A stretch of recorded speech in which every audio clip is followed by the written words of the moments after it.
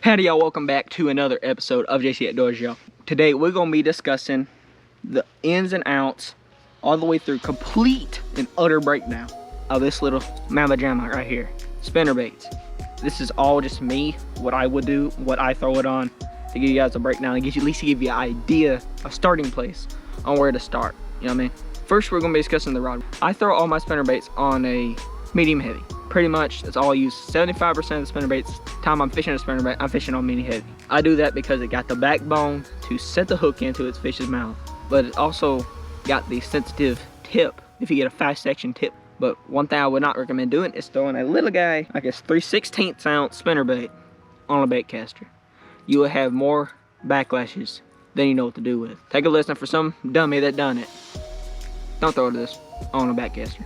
It'll mess you all up. And that brings me to another subject. Should you throw it on bait caster or spin it? Let me break it down simplistic for you. If it's a lighter spinnerbait, throw it on the spinning rod. If it's a 1/4 ounce up, I would throw it on a bait caster because it's just a whole lot easier to cast a heavier weight on a bait caster than is a lighter little doohickey that just give you backlashes out the wazoo. So don't put away your spinning rod. Keep it out there for lighter situations. That's what I do. Well, next you guys, we're gonna be talking about the reel that goes on a spinnerbait. Y'all, I can't talk today. If y'all haven't figured it out, I can't talk today.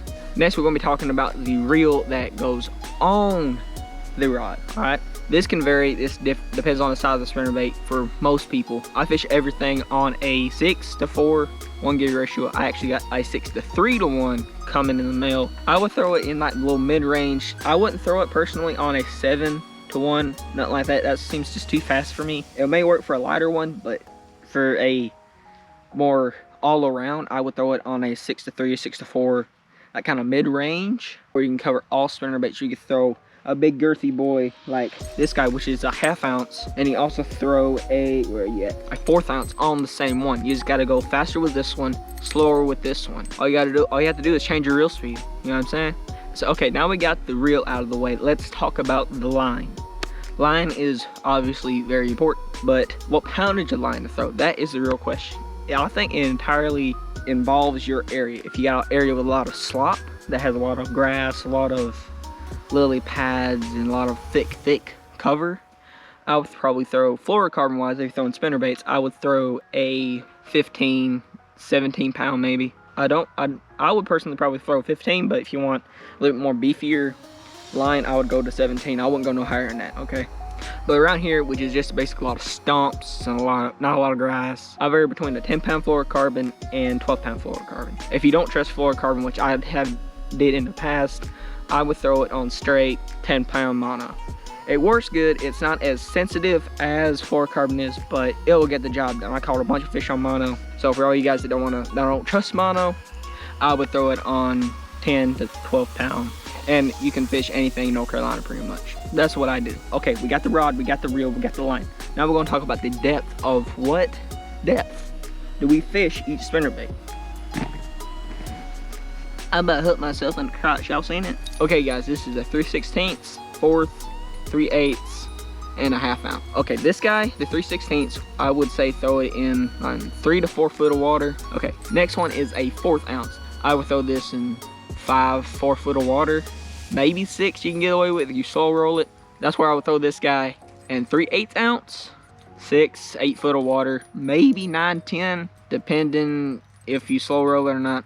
This big mama jamma, this is a 1/2 ounce. This is like 10, 12 foot, around in that range. Okay, we got the depths. I told you guys the depth of each of these spinnerbaits. These are the most common ones. This is all the ones I got. 3/4 ounce, you probably get under like 13, 15 foot.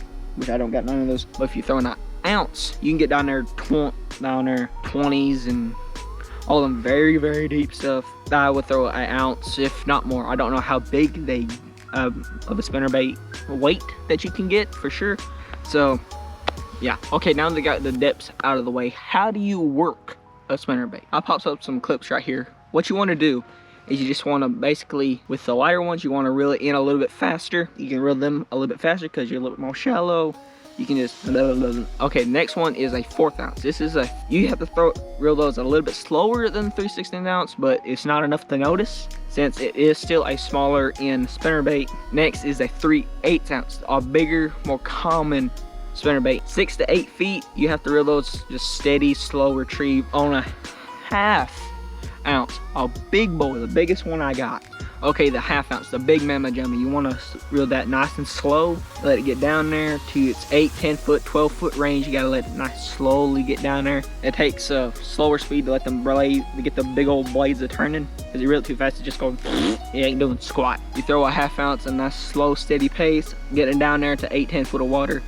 You could, if you plan this right and right time of year and everything, you can catch some big ones that are not up shallow, that are down there in the bottom. Little extra fact for you. Why do you think all them little bait fish and little bass are out of that deep? Think about that next time you go fishing. All right, next we're gonna talk about where to throw a spinnerbait. I would throw this along the edge of bushes, along the edge of like laydowns, and on next to stumps, and any kind of cover that's in the water. I would throw it next to it. Throw it right there where you would throw a crankbait. But another thing when you talk about this time of year to throw a spinnerbait, you hear all these people talk about fall for spinnerbaits, fall for spinnerbaits, fall for spinnerbaits. I caught bass in the summer with spinnerbaits. I caught bass in the spring with spinnerbaits. In a pond in the dead of summer, it's like 90 degrees. Caught them on a spinnerbait. But here's the thing, down there deep in that 6 to 8 foot range, don't just think only fish spinnerbaits in the fall.